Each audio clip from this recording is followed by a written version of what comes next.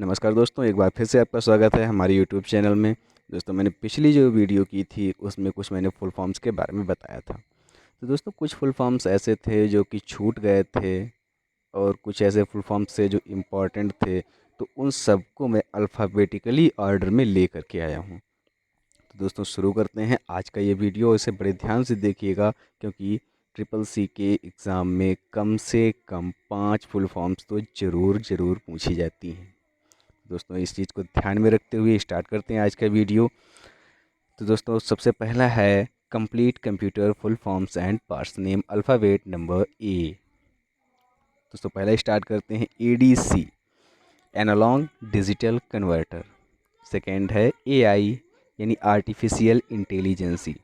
दोस्तों, आजकल के जो फ़ोन आ रहे हैं उनमें जब आप हम ख़रीदते हैं तो फ़ोन के पैक के ऊपर सबसे पहले मोटे मोटे अक्षरों में लिखा रहता है एआई कैमरा। लेकिन दोस्तों, मुझे ये नहीं पता होता है कि ये एआई कैमरा क्या है और इसका काम क्या होता है। दोस्तों, मैं आपको बता देता हूँ कि एआई की फुल फॉर्म है आर्टिफिशियल इंटेलिजेंसी। और अब दोस्तों, एआई कैमरे का काम क्या होता है ये आप लोगों को ढूंढ करके और कमेंट में लिख करके मुझे बताना है। दोस्तों, अगली है एल्गोल, ALGOL। दोस्तों, इसे बोलते हैं एल्गोरिथम लैंग्वेज। दोस्तों, जब हम वेब डिज़ाइनिंग करते हैं या वेब डेवलपिंग करते हैं, अगर हम फर्स्ट स्टेज में होते हैं तो सबसे पहले मुझे एल्गोरिथम लैंग्वेज आनी चाहिए, क्योंकि जब तक हम किसी प्रोग्राम का एल्गोरिथम नहीं लिख पाते हैं तब तक दोस्तों हमें कोई भी काम करना बहुत ही ज़्यादा टिपिकल हो जाता है। नेक्स्ट है दोस्तों ALU। ये मैं पिछले वीडियो में भी बता चुका हूँ, अर्थमेटिक लॉजिक यूनिट। ये CPU का एक बहुत ही बड़ा भाग होता है और बहुत ही महत्वपूर्ण भाग होता है। इसके बाद में दोस्तों है ASCI। इसे दोस्तों ASCII बोलते हैं कहीं कहीं पर, तो आप ध्यान रखिएगा ASCII। दोस्तों, इसे बोलते हैं American standard code for information interchange. तो दोस्तों, इसका काम क्या होता है तो मैं आपको बता देता हूँ। दोस्तों, जैसे कि हमारा जो अल्फ़ाबेट होते हैं A to Z, तो दोस्तों पहले तो कैपिटल लेटर में लिखे जाते हैं, फिर स्मॉल लेटर में लिखे जाते हैं, फिर उसके बीच में दोस्तों न्यूमेरिकल की जाती हैं, जैसे कि एंड है और आपका @ है। तो इन सब के लिए एक नंबर डिसाइड किया जाता है। तो दोस्तों, जो नंबर डिसाइड किया जाता है उस सीरीज को हम ASCII सीरीज बोलते हैं। नेक्स्ट है दोस्तों ATM, ऑटोमेटिक टेलर मशीन। ये तो आप लोगों को पिछले वीडियो में बता चुका हूँ। अब दोस्तों चलते हैं नेक्स्ट अल्फ़ाबेट B। दोस्तों, B से है BARC यानी the Baba atomic research centre. उसके बाद में है दोस्तों बेसिक। बेसिक का है beginners all purpose symbolic instructions code. तो दोस्तों, इसे याद रखना, बेसिक का फुल फॉर्म क्या होता है ये बहुत ही जगह पर यूज किया जाता है और बोला जाता है। दोस्तों, उसके बाद में है बायोस यानी बेसिक इनपुट आउटपुट सिस्टम।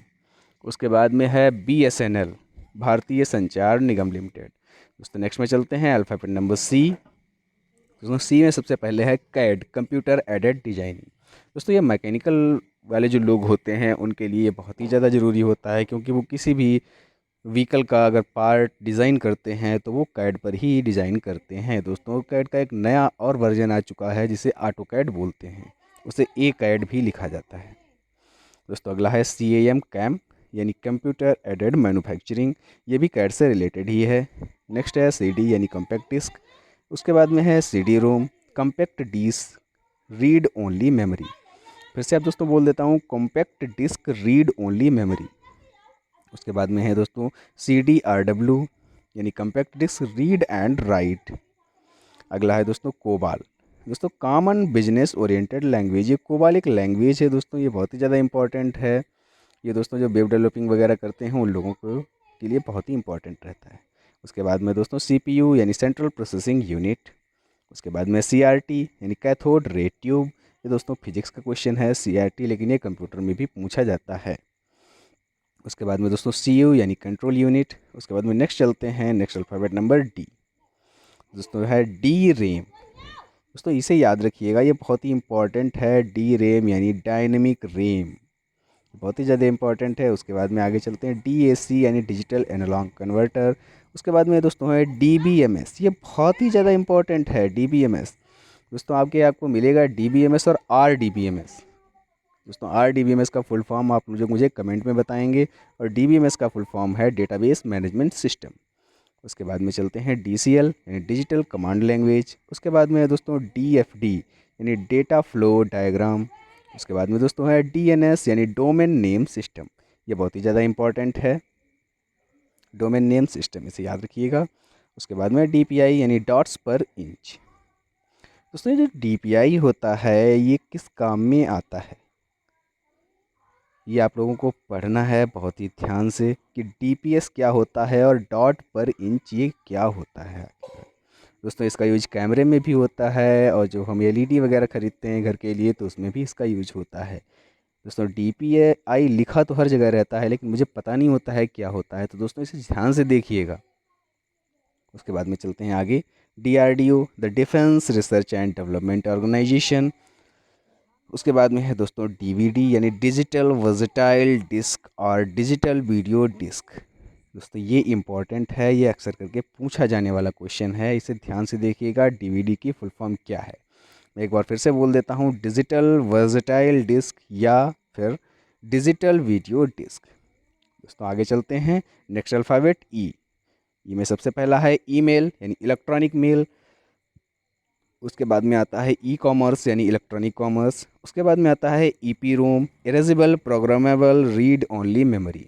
दोस्तों अगर आपने इससे पहले मेरा वीडियो देखा है तो बहुत ही ज़्यादा इम्पॉर्टेंट था और उसमें ये अधिकतर जो इसमें दी हुई हैं वो उसमें भी थी, लेकिन दोस्तों इम्पॉर्टेंट होने की वजह से मैंने इसे दूसरे वीडियो में भी डाला है।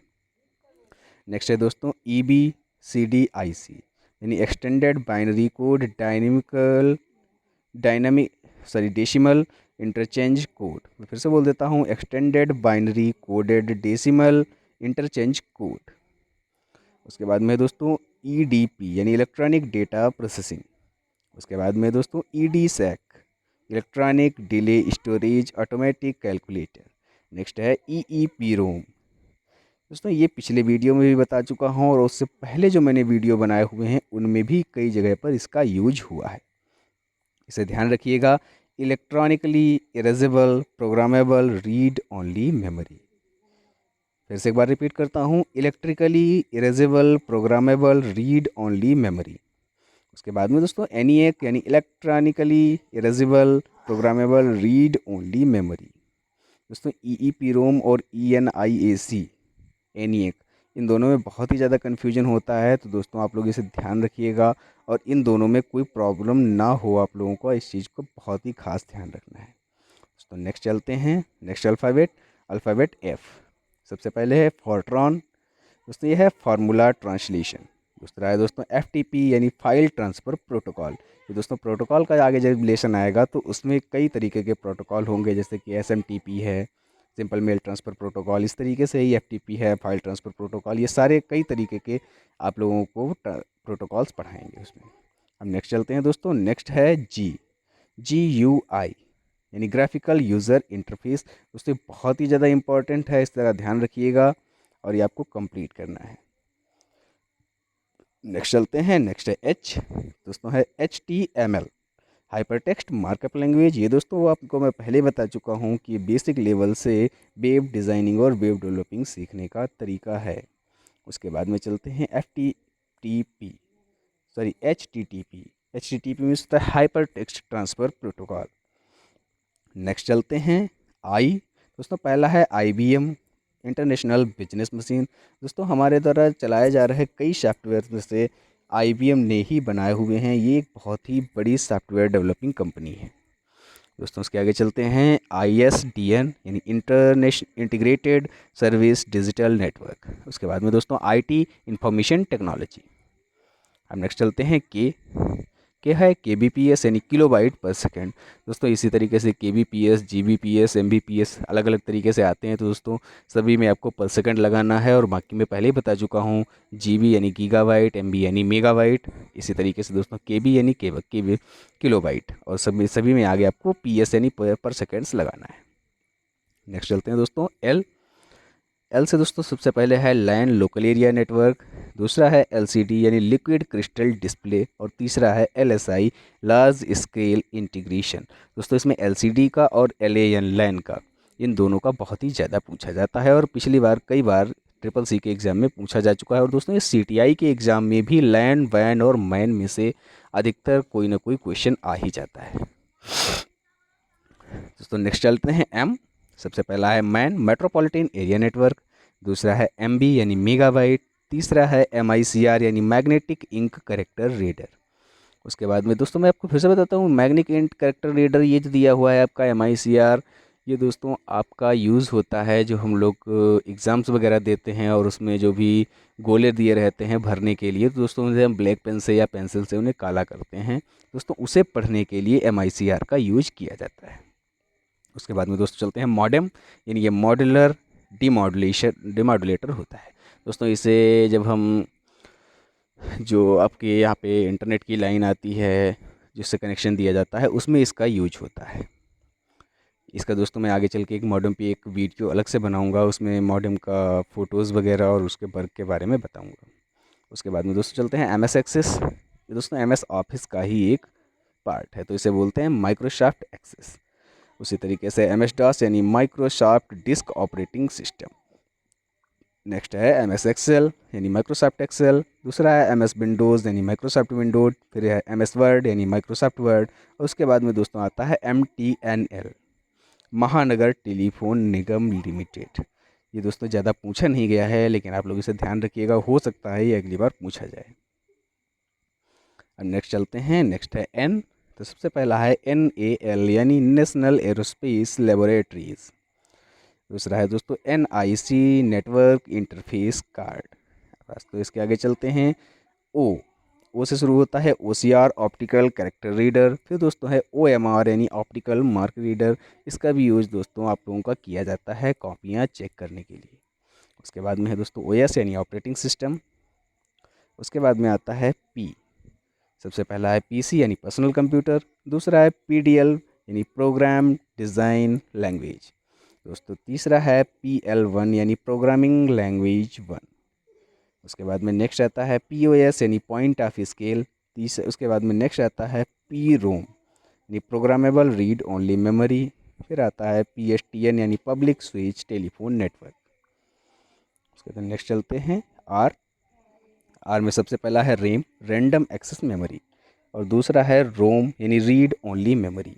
दोस्तों मैं आपको बता देता हूँ कि ये दोनों बहुत ही ज़्यादा पूछे गए क्वेश्चंस हैं, इन्हें आप ध्यान से पढ़िएगा और याद रखिएगा। रैम रैंडम एक्सेस मेमोरी, रोम यानी रीड ओनली मेमोरी। उसके बाद में नेक्स्ट आता है RPG यानी रिपोर्ट प्रोग्राम जनरेटर। उसके बाद में नेक्स्ट आता है S।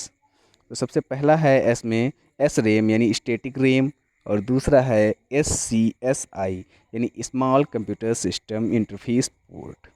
उसके बाद में नेक्स्ट आता है T से स्टार्ट करते हैं TCP/IP।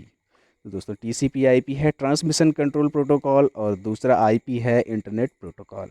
दोस्तों इसमें अलग अलग तरीके के काइंड्स होते हैं, तो एक में 5 होते हैं, एक में 7 होते हैं। दोस्तों जब मैं नेटवर्किंग की क्लास कराऊंगा तो उसमें आप लोगों को ये थ्योरी की क्लास में बताऊंगा कि TCP/IP क्या होता है। उसके बाद में दोस्तों चलते हैं TFT यानी थिन फिल्म ट्रांजिस्टर। दोस्तों ये यहाँ पर इसमें एक ये धोखे से स्पेस आ गया है, तो दोस्तों इसे आप मत समझिएगा, बाकी से थिन फिल्म ट्रांजिस्टर एक ही में पूरा आता है। अब दोस्तों नेक्स्ट चलते हैं यू से सबसे पहला है ULSI यानी अल्ट्रा लार्ज स्केल इंटीग्रेशन। दूसरा है यूनिवैक यानी first universal automatic computer. Next है UPS यानी अनट्रैप्टेबल पावर सप्लाई। दोस्तों UPS का यूज अब तो बहुत ही कम होता है, बाकी पहले जो सिस्टम्स आते थे तो उन सिस्टम्स में ये UPS अलग से एक दिया जाता था जिसके अंदर बैटरी रहती थी, जैसे कि अगर लाइट कट हो जाती थी यानी पावर सप्लाई कट हो जाती थी तो दोस्तों ये UPS के ज़रिए मेरा सिस्टम लगभग 15 मिनट तक चलता रहता था, और इसी बीच में मुझे कंप्यूटर को प्रॉपरली सेट डाउन करने का मौका मिल जाता था, जिससे कि हमारी विंडो वगैरह अचानक से नहीं जाती है। दोस्तों नेक्स्ट चलते हैं URL यानी यूनिफॉर्म रिसोर्स लोकेटर। दोस्तों ये URL बहुत ही ज़्यादा इंपॉर्टेंट है। किसी भी वेबसाइट को जब हम ओपन करते हैं तो दोस्तों जो हम लिंक उसी की कॉपी करते हैं वही होता है URL, जो कि मुझे बताता है कि जो ये हमारा वेबसाइट है उसका सोर्स क्या है।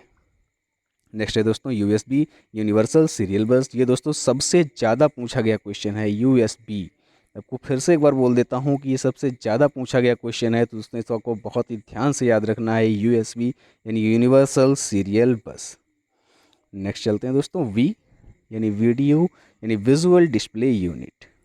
नेक्स्ट है VLSI very large scale integration.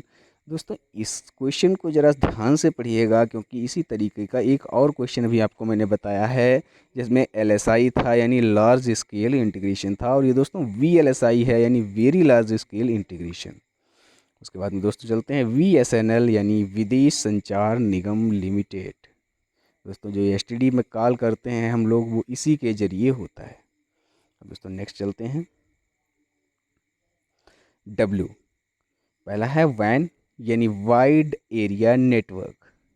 Next है WIMAX यानी world wide interoperability for microwave access. Next है WLL यानी वायरलेस लोकल लूप। दोस्तों ये बहुत ही ज़्यादा पूछा जाने वाला क्वेश्चन है, WLL wireless local loop. Next चलते हैं WORM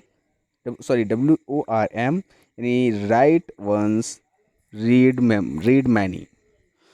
उसके बाद में दोस्तों WWW इसका सबसे ज़्यादा यूज होता है और ये कई परीक्षाओं में पूछा गया क्वेश्चन है। तो दोस्तों इसे आप लोगों को बहुत ही ध्यान से पढ़ना है। इसका होता है वर्ल्ड वाइड वेब। ये दोस्तों मैं कई बार बता चुका हूँ और पिछले वाले जो मैंने वीडियोस बनाए हैं उसमें कई जगह पर इसका यूज हुआ है। दोस्तों नेक्स्ट चलते हैं। सॉरी सर, ये कंप्लीट हो चुका है आप लोगों का ये lesson. Thanks for watching the video. और दोस्तों कमेंट करके ज़रूर बताइएगा कि ये मेरा वीडियो कैसे लगा।